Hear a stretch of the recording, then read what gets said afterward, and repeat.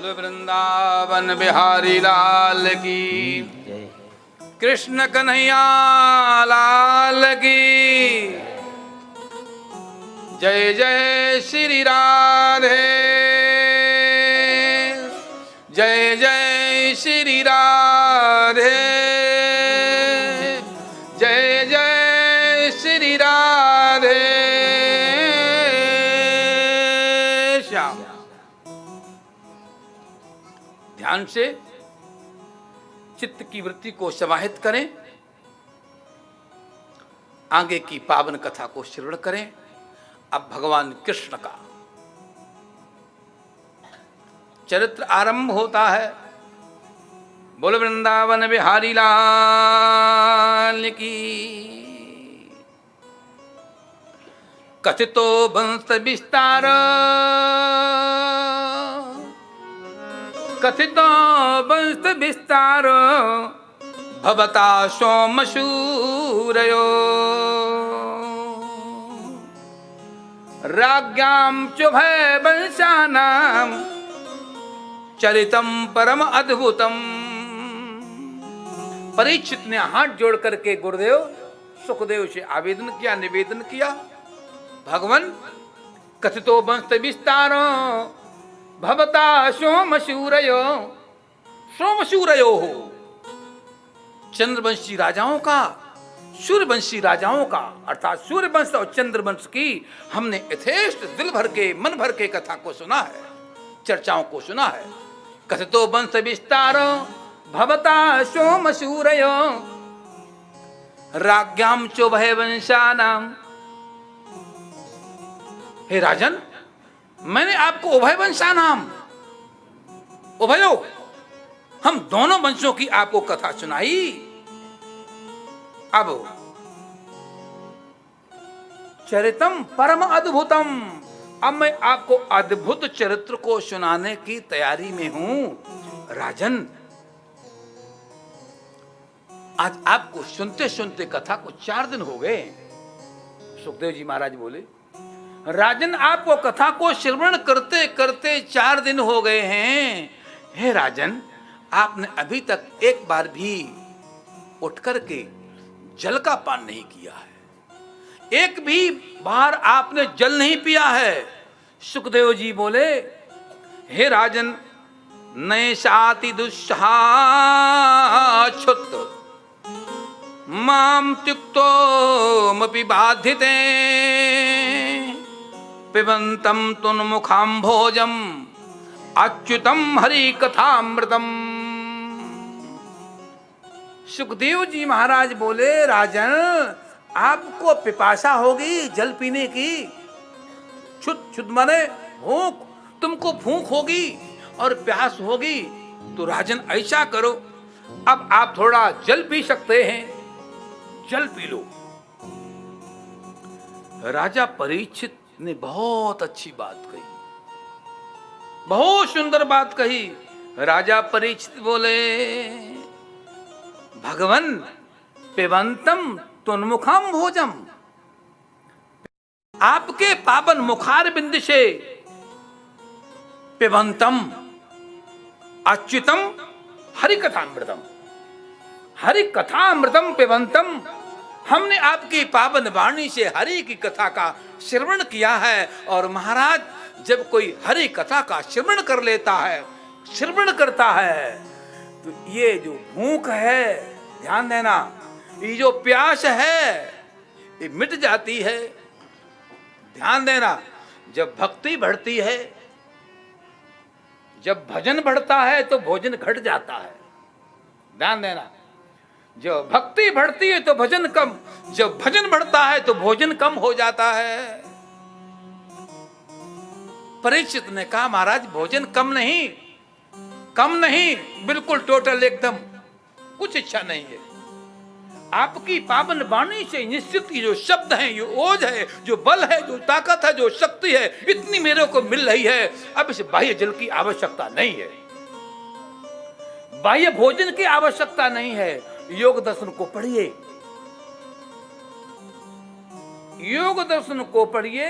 ईश्वरानंदी टीका में लिखा हुआ है कि योगी अपनी जिह्वा को खेचरी मुद्रा के माध्यम से उल्टा कर लेते हैं और वो योगी 1-2 साल नहीं आजीवन उसी स्थिति में समाधि में बैठ जाते हैं। न उन्हें खाने की आवश्यकता न पीने की आवश्यकता रहती है। क्यों कि खेचरी मुद्रा में वो बल होता है, एक रस की प्राप्ति होती है, जिस रस के द्वारा उनको पूरा ओज पूरा ताकत मिलती है, पूरा बल मिलता है। सुखदेव जी महाराज बोले, सो राजन परीक्षित महाराज बोले, सो गुरुदेव आपकी पावन वाणी से हमको पूरा योज मिल रहा है। वो भगवान की जो कथा पावन है उससे मेरे को पूर्ण रूपेण शक्ति मिल रही है। हमें कोई आवश्यकता नहीं है, कुछ इच्छा नहीं। भगवान कुछ पान करने की इच्छा नहीं है, कुछ खाने की इच्छा नहीं है। आगे विवेचन करते हैं। एवं निशम्य भृगुनंदन साधुवादम, अरे एवं निशम्य भृगुनंदन साधुवादम, अवैयाशकः स भगवन् अथ विष्णुरातम, अथ विष्णुरातम, सुना ध्यान से, अथ विष्णुरातम। विष्णुरातम, विष्णुरात नाम है परीक्षित का। क्या नाम है? परीक्षित का नाम विष्णुरात है। विष्णुरातम, विष्णुरात बोले वैयासिकाश भगवन। अरे व्यास के पुत्र, जब व्यास के पुत्र बोलते हैं, कथा अमृत का प्रवाह प्रवाहित करते हैं, जब वैयास का व्यास के पुत्र सुखदेव जब कथा रस का प्रवाह करते हैं, तो उस प्रवाहित में बहने वाला जीव भूख और प्यास से मुक्त हो जाता है। से भगवान मैं मुक्त हो गया हूं। एवं निशम्य भृगुनंदन साधुवादम, मैं आपका कहां तक साधुवाद करूं, मैं आपकी कहां तक प्रशंसा करूं। जितनी प्रशंसा करूं, जितनी वाहवाह करूं, उतनी ही कम है। बोल वृंदावन बिहारी लाल की। भगवान अब तो आप कृपा करो, कथा में कोई ब्रेक नहीं, कोई विराम नहीं। अब तो आप बस एक ही काम करो कि मुझे केवल कथा सुनाओ। परीक्षित ने प्रश्न किया, भगवान मैं कथा सुनना चाहता हूं, सुनाए भगवान। अवतीर इदो बंसे, अवतीर इदो बंसे भगवान भूत भावना,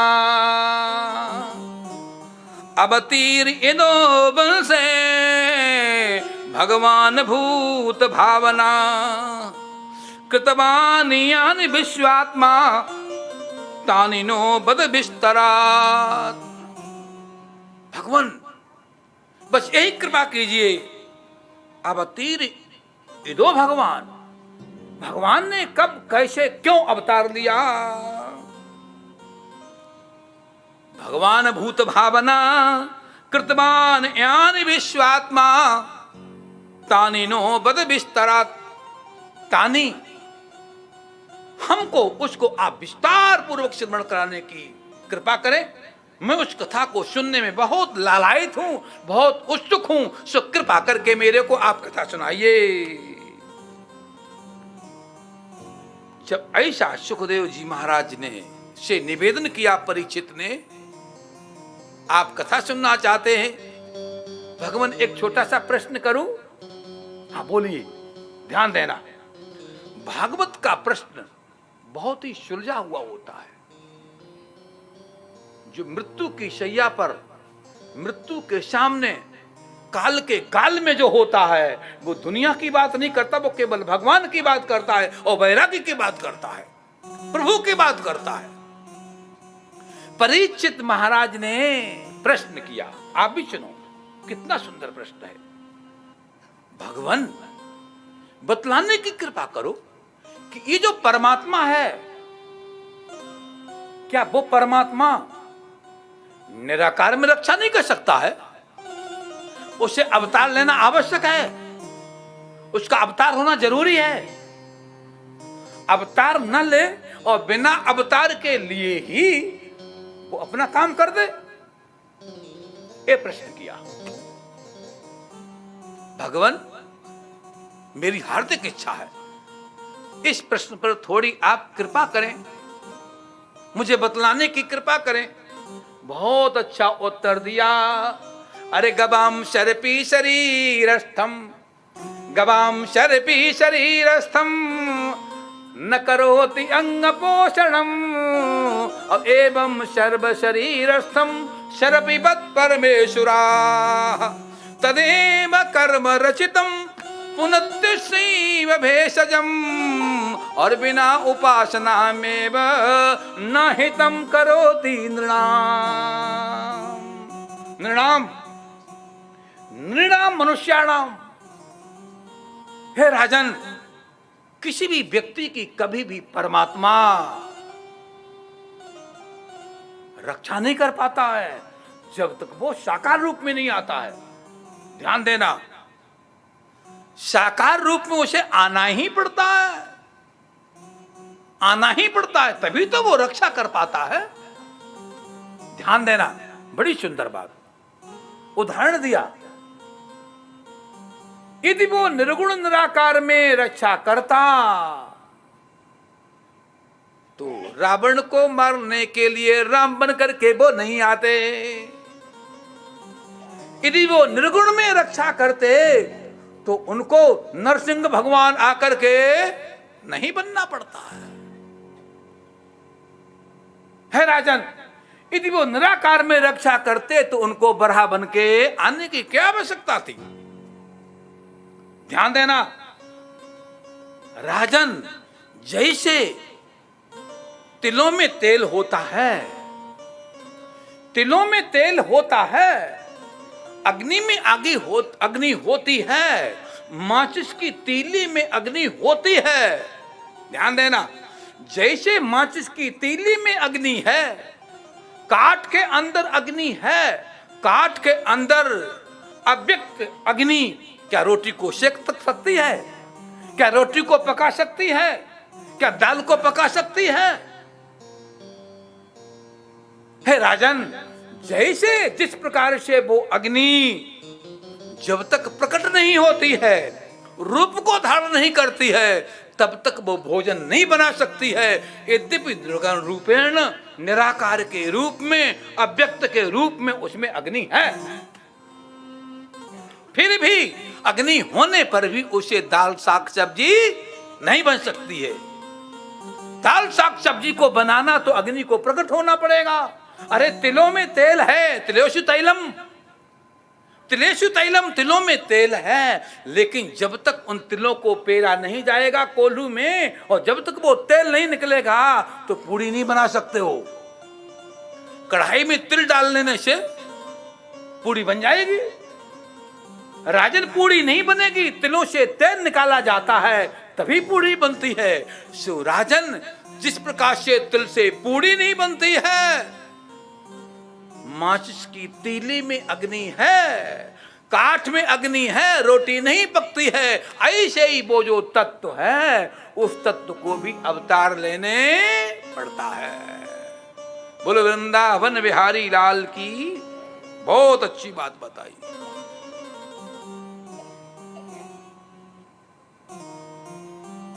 बोलो कृष्ण कन्हैया लाल की। आइए, मेरी तो ये व्याख्या बहुत लंबी हो जाती हैं। आइए लौटता हूं, अब व्याख्या पर नहीं जाऊंगा। दिल तो कर रहा है कुछ श्लोक बोलूं। बोले क्या मेरे भैया? वाह वाह वाह वाह, आप साथ रहो तो मैं बहुत दमदार हूं, बलवान हूं। क्या बात है। 1-11 होते हैं। बोलो वृंदावन बिहारी लाल की। सुनो ध्यान से, है कन्हैया तो अभी लो फटाफट, यूं लो आप चुटकी में, सब बातें। बोलो वृंदावन बिहारी लाल की। हम तो कुछ और समझ गए थे। आइए सुनिए। बोलो वृंदावन बिहारी लाल की। जय जय श्री राधे श्याम। एक श्लोक बोल करके फिर फटाफट एक्सप्रेस। आक्रांता भूरि भारेण अरे आक्रांता भूरि भारेण ब्रह्मांडम शरणम यू गौर भूत्वा सुमुखी खिन्ना कृदंती करुणम विभो। ब्रह्मा के पास में, ध्यान देना, ब्रह्मा के पास में पृथ्वी ने गाय का रूप बनाया और गई समझ देवताओं को लेकर के अंधे विनय किया। भगवान बहुत बड़ी समस्या है, अनाचार पापाचार बढ़ रहे हैं, कोई बात नहीं, हम अभी व्यवस्था करते हैं, आप सब लोग मेरे साथ चलो विष्णु के पास। विष्णु लोक में गए, विष्णु से प्रार्थना करी। विष्णु जी महाराज ने कहा चिंता करने की आवश्यकता नहीं, ऐसा है देखो आप सब ब्रज में जाओ, सब ब्रज में जाओ, और ब्रज में जाकर के जितने ऋषि महर्षि योगी इति अमलात्मा है, ग्वाल बनो, ब्रजवाल बनो, वृक्ष बनो, पक्षी बनो, एम बनो, तेम बनो, बहुत कुछ लंबा विस्तार है, सब रूपों को धारण करके वहां पर चले जाओ।